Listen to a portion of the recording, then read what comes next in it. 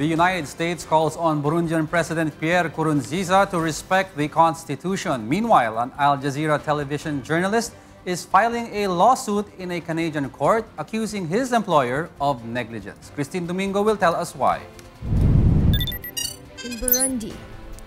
Unrest continued in Burundi on Monday amid continuing discontent over quest for a third term of office. About 300 people protested in Musaga, a district of the capital that has seen regular rallies by demonstrators who say Nkurunziza's election bid violates the constitution and a peace deal that ended a civil war in 2005. Also on Monday, European nations suspended some aid to Burundi, cranking up international pressure on the donor-reliant African nation over a crackdown on the protests. A constitutional court has ruled the president can run as his first term when he was picked by parliament not elected by popular vote does not count. Critics say the court is biased. The violence has plunged the nation into its worst crisis since the end of the civil war that pitted rebels from the majority Hutu ethnic group against minority Tutsis who once led the army. The military is now a mixed force.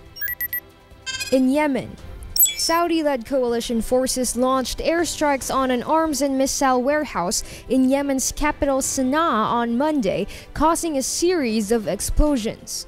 Local authorities have not confirmed the death toll from airstrikes on the warehouse, which is under control of the Houthi group and located on Mount Nukum and east of Sana'a. On Sunday, the Houthi force welcomed a Saudi proposal for a 5-day ceasefire to allow aid to be delivered to the country.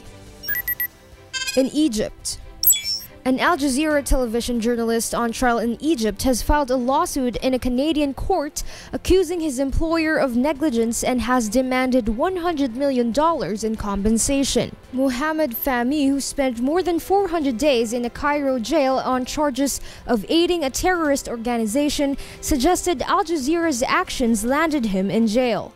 Al Jazeera had no immediate comment. Fahmy and another Al Jazeera journalist, Baher Mohammed, were originally sentenced to 7 to 10 years in prison on charges that included spreading lies to help a terrorist organization, a reference to the Muslim Brotherhood. Peter Grest, an Australian colleague who was sentenced with them, was freed and deported earlier this year.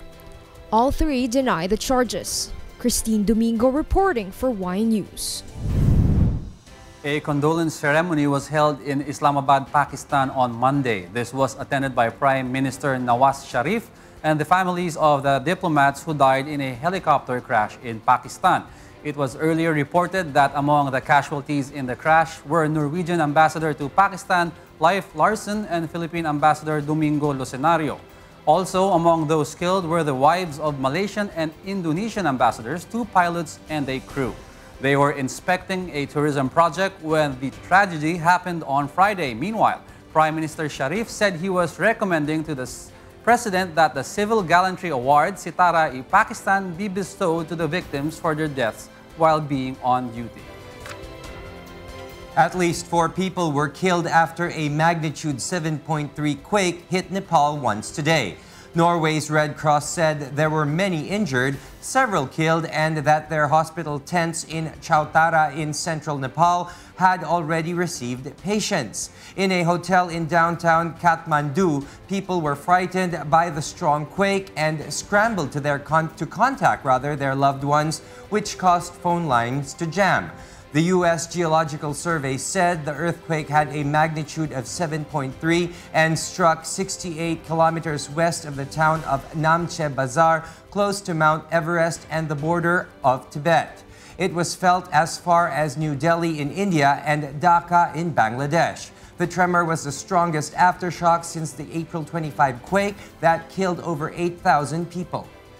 Just now, this big quake came, and we all ran out of the building to keep ourselves safe. We are just trying to contact with our family members whether they are okay or not. So in the hotel, everything is safe. I'm trying to call to my room, but network is busy. It's not reachable. I'm worried for my family.